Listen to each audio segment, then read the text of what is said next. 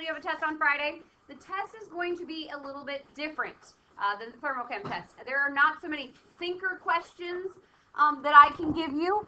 I can't really pretend you're de Broglie and think about an electron, you know, all that kind of good stuff.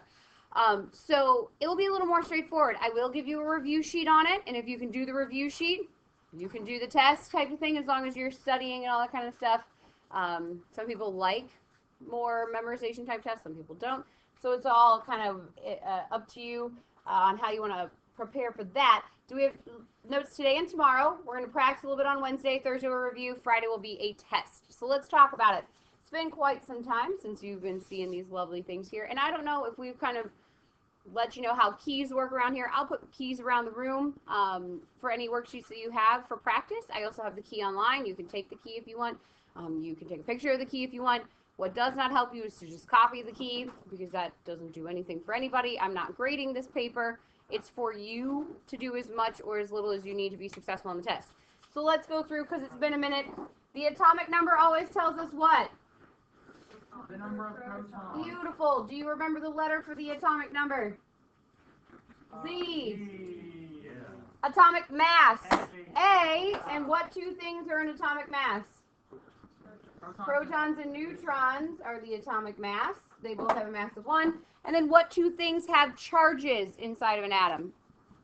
Protons and electrons. What's the charge of a proton? Positive, and an electron is? Negative. Full atomic symbol. You put your symbol there first. What goes up into the front? A. What goes front to the bottom? Z. And then up here goes the charge. Okay. Okay. So I'm going to give you a little bit of time. Like I said, the key is already online. The key is around the room. Do what you need. Do a few, check the key. Do a few, check the key. We're going to make sure you're feeling good. A little reminder for the test. You will obviously have a calculator and that kind of stuff, but I will give you a fresh, clean copy of the periodic table for you to use a test copy. Okay? All right. Well, I will let you guys have this, and then we're going to get into a few notes here in a second. All right. We're extending Bohr's model, and Bohr thought that he had these predictable paths, and he called these orbits. And they were these predictable, like this little animation over here, these little predictable paths that electrons kind of went on. We started with low energy on the inside, and it took a higher amount of energy to reside further away from the nucleus. We are going to debunk some of his model today. What we're not going to change, though, is the idea that it takes low energy to reside close to the nucleus and higher energy to reside away. He was right about that. But what we're going to kind of take a look at is this idea of an orbit. Do electrons really go in these predictable little paths around the nucleus? And then you probably know the answer is no. So we're not writing this, but in the middle around the 1920s, we discovered the Bohr wasn't exactly correct. Just a refresher from your other thing, it worked very well for small elements like hydrogen. Hydrogen, you only have to predict where one electron is going to go. Helium, you have to predict where two electrons are going to go. As these things started getting bigger and bigger, we started to fall apart here. Okay, and everybody agreed that Bohr's model was not correct. Just nobody could kind of figure out what was right. So everybody's like, well, you figure it out, and you figure it out, and I don't know. What we needed is we needed everybody to look at, okay, what we've been looking at, but then see something else. Okay, so put your pencils down, relax for a second. We're going to practice. I'm going to wake you up here on this Monday after Thanksgiving. What do you see? Both. Both. What do you see? Young and an old person. You see a young and an old person. Does everybody see a young and an old person? You see young. Which direction is the young person looking? That way. They're like looking away. They kind of have their head turned, correct? So the young person's kind of like looking this direction. There's her eye, and then this is like her chin, right? And then this is her ear. And she has like a feather off the top of her head. I don't know. And then where is the old person looking? She's looking more like down this direction. Here's her nose, here's her chin, here's her mouth. So I'll erase all that jazz. I feel like if you go from the bottom up, it's easier to see her. She's looking down. How do you not see the old person? It's like a witch. She got a big freaking nose. Her mouth is tiny. She got a big chin. She looks like a witch. Okay, that's a good one. All right, what do you see? A duck and a goose. I mean, a duck and a rabbit. I didn't have the game.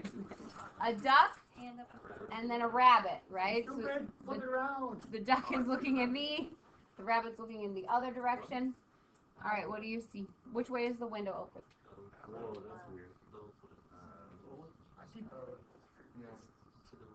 And the way the illustrator did that is if you just look at the bottom half, the window goes in, and if you look at the top half, the window goes out. So it's kind of like a gradient. So it makes it plays some trick on your eyes when you see it.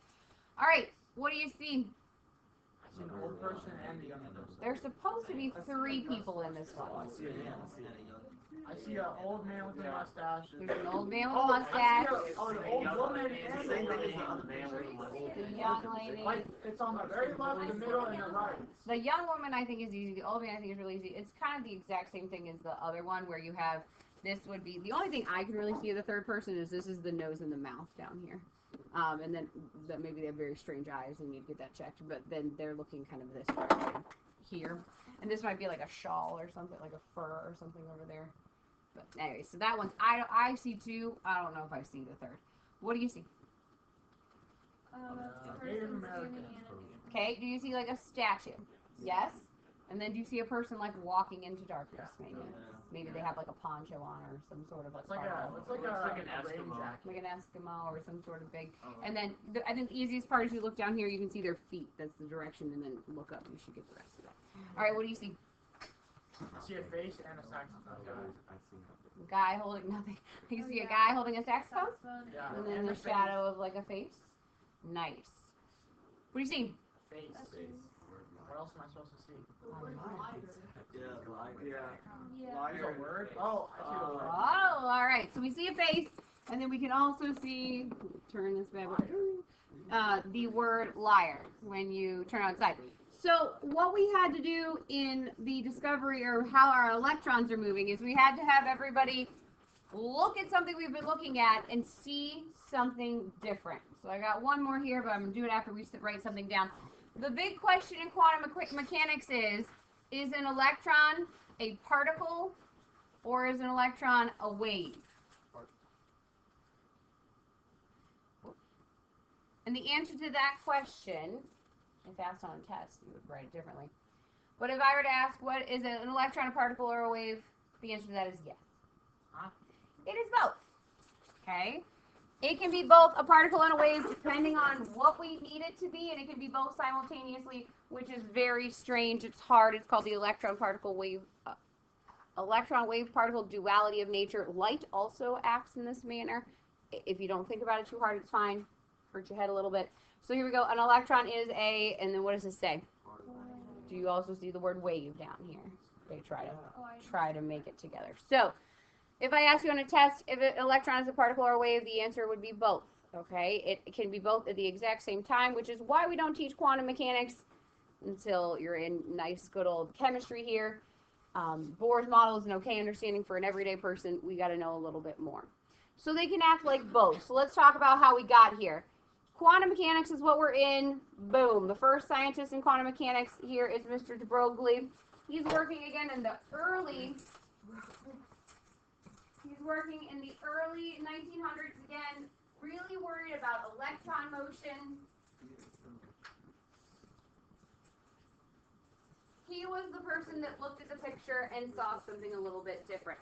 He's the first person that's credited with the idea, okay, that electrons can show wave-like properties.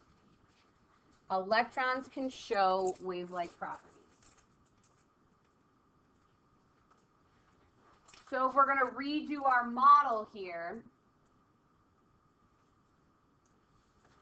we still have our positive nucleus. It has neutrons, it's small, it's dense, it's positively charged, all that kind of good stuff. But instead of these predictable paths, we have these waves of negative energy.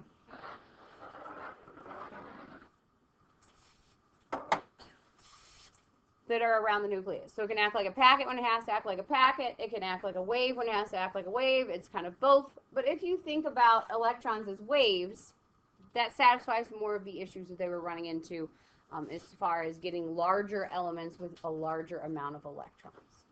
Okay? So he kind of started quantum mechanics, at least the chapter of it that we are looking at. We're not going to go too far into what's into the nucleus here. That's a little bit more nuclear chem. You'll get that in AP chemistry.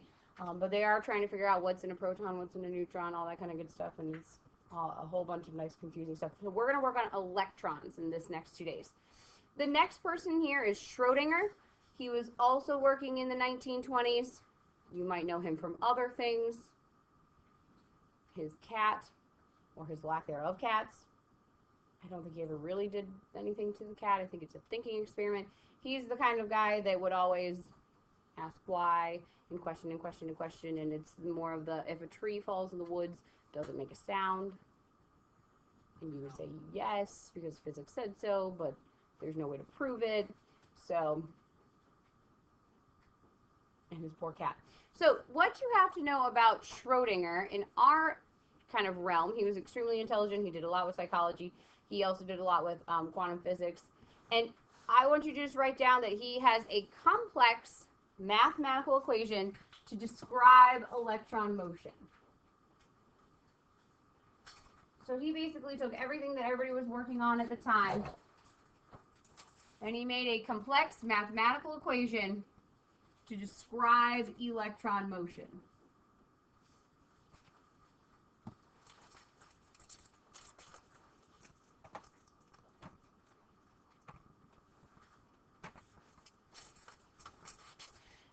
And I just took these actual lecture notes from Georgia Tech University, and I have his mathematical equation here. I do not expect you to know any of it. I'm just showing you here. Sometimes in university, and it's probably starting to change, but in a big lecture hall, they will have like 3 chalkboards high, and then they have like a mechanism that can show more chalkboards and more chalkboards. So this would kind of be math that would take up a lot of paper and a lot of space. And like I said, I'm just trying to show you his math. But we went through here, and you got some stuff, and then you get a few more things, and I imagine you carry the 1, and then you maybe double, do some division, going on. We have so much more, so he's continuing this math equation, and it goes on for a long time. You find a Hamilton operator, and then you find a momentum operator, and all this kind of stuff. More math. There will not be a test question on this. But then it keeps going, and keeps going, and keeps going. And it keeps going, and it keeps going.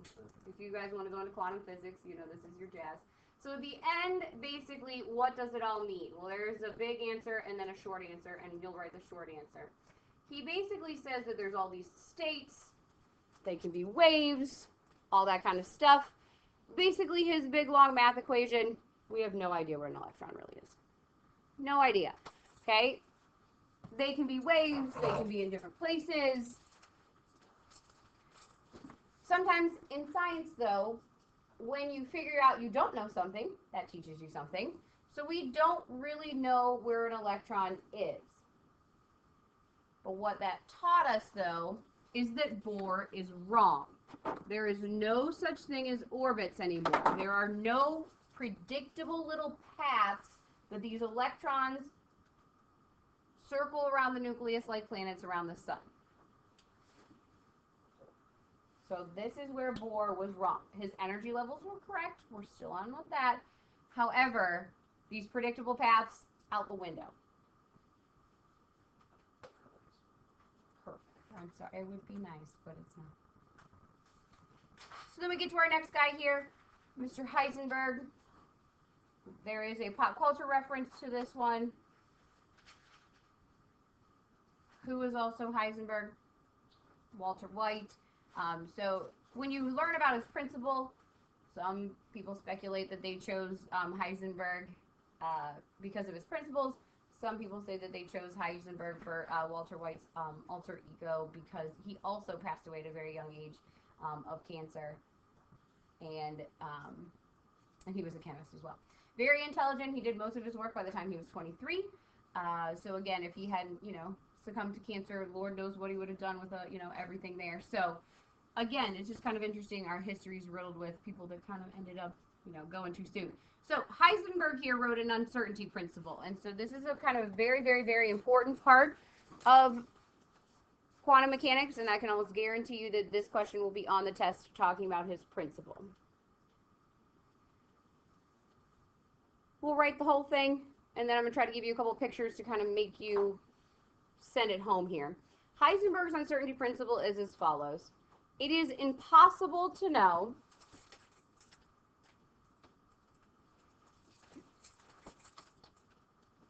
both the position and the momentum of an electron at the same time. And that's a big idea, at the same time. It is impossible to know both the position and the momentum of an electron at the same time. These words are a little bit tough. You can just think of the word position of where it is, and momentum is just speed and direction that it is going. And so what he said is we have to use probability. We can know where it is, but then it's gone and we don't know where it went or how fast it went. And we can get an idea of where it is going, but then we don't know where it is. It's impossible to know the position and momentum of an electron at the same time. So I'm going to try to hit this home with you. It's obviously not as easy as just taking a picture because an electron is tiny, but this is kind of to make you understand what I'm talking about. If we have a picture of a car, nice, crisp, clear picture of a car, can you tell me where that car is? Okay, you say, yeah, if I know where this cone is, and maybe it's 6 feet from there, and then it's, I don't know, 8 feet from here. If I know where this line is, I can do the math here. So I know exactly where that car is. Do I also know which direction it's going? Do you know if it's even moving? Do you know if it's about to like take off and shoot up into the sky? We know how cars go, so we're letting our assumptions rule what we want. But you don't know if it's moving, how it's moving, where it's moving. It could slide away, it could slide to you. Okay, so we know nothing except for where it is. We don't know where it's going or how fast. But if you were to take a picture of the car in a different manner, do we know which direction this car went? It went that way, right? And if you knew like the size of these bricks down here, and you could kind of figure out how long like the aperture was, the shutter was open, you could kind of figure out about how fast it was going, and it went that direction. Do you know exactly where that car is, though? No. So you can know where it is, or you can know where it's going and about how fast, but you cannot know those both at the same time. That's kind of an easy understanding of Heisenberg's uncertainty principle. Okay? All right, so with that said, let's make this, again, no orbits, but what we're going to use now is the word orbitals. You might hear them called electron clouds in college. I use the word orbitals because the AP teacher also uses the word orbitals, so we're going to keep some continuity here. So Bohr was wrong, but we're going to keep his lovely little word orbit, and we're going to add an "-ols" on the end of it. We'll define it, and then we'll talk about it a little more. And this is what we're really going to go into depth tomorrow. Orbitals are regions of space. So orbits are wrong, and now we're saying electrons are found in regions of space where there is a high probability of finding an electron. Regions of space where there is a high probability of finding an electron. You are not guaranteed an electron there, but if you were a betting person, you would look at an orbital. I kind of think of it like if I'll give you $1 million if you can find me a bee. Where are you going to go look for a bee? In a beehive. Are you guaranteed that a bee is in a beehive? No. But if you are going to bet and you really want to find one, you'd look there. If you want to look for an electron, you're going to look at an orbital. That doesn't mean that sometimes they go out of them. That doesn't mean that sometimes they're not in there. But this is the region of space around a nucleus where there's the highest probability of finding an electron. The last thing you have to write today, okay, is that they can hold, and there's a nuance about this, they can hold 0, 1, or 2 electrons. If I was asking you on a test, I would add that 0 on there because they're regions of space that are still there. They can hold 0, 1, or 2 electrons. They're scrappy and they don't like each other, so no more than 2 electrons in one orbital, but they can hold 0. There's still that space around the nucleus, and that's really what we're going to talk about tomorrow, and it's a lot. Okay, and we'll spend more time on it. That's a lot to take in today, and then we'll take in some more tomorrow. I do have a little activity here. You do need a pencil And then it's going to be an up and moving around activity. But so 0, 1, or 2 electrons is what you can. All right, so nobody's going to read the background because nobody ever does. But let's go down here to the procedure. What you're going to do is you're going to find at your station there is a box top, there is a marker, there is a meter stick, and then there is a target. Okay? The 1 would be the nucleus, and then we're going to have our orbitals going around that, and we're going to break this down a little bit more tomorrow. So you're at least going to gather your data today. The objective is you're going to put the box top on the floor. It's the easiest, and if you have a partner kind of sitting in a chair next to you, or if you want to sit in the chair, whatever. You take, and you're supposed to, if you look at number 2, you're going to drop your marker from the height of about 1 meter onto the target. You can aim for this one. So what you're going to do is you're going to take your marker, and you're going to drop it, and you're going to 1. You do that 100 times. You can do it with your partner if you would like. You only have to do 99. You're welcome. So what you're going to do is you're going to drop it, and then once you've dropped it your 100 times, then take your paper and you're going to cross them off. You're going to see how many hits were in region 1. You don't have to tally them. This just can just have numbers here. How many hits did you get in region 1? My suggestion is you cross it off once you counted it, because don't count it in another region.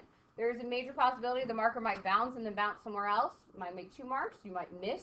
So that's why we're doing probability here. So once you have all this, there is a question on the front, and then on the back, there is a graph, and you're going to graph what you get. Don't forget, I'll leave this up here. There are some good ways to make a good graph. Title. Remember, what you can measure goes up and down the side. What is controlled or that you have in front of you goes on the X. So make sure you write the right, make your graph correctly. And then there's a few post-lab questions. You have plenty of time today at least to drop and count and tally it up. And I had some people last period that actually got the whole thing finished and turned in. But it will be due at the end of the period too. Okay? All right. So you guys are good to go. Enjoy.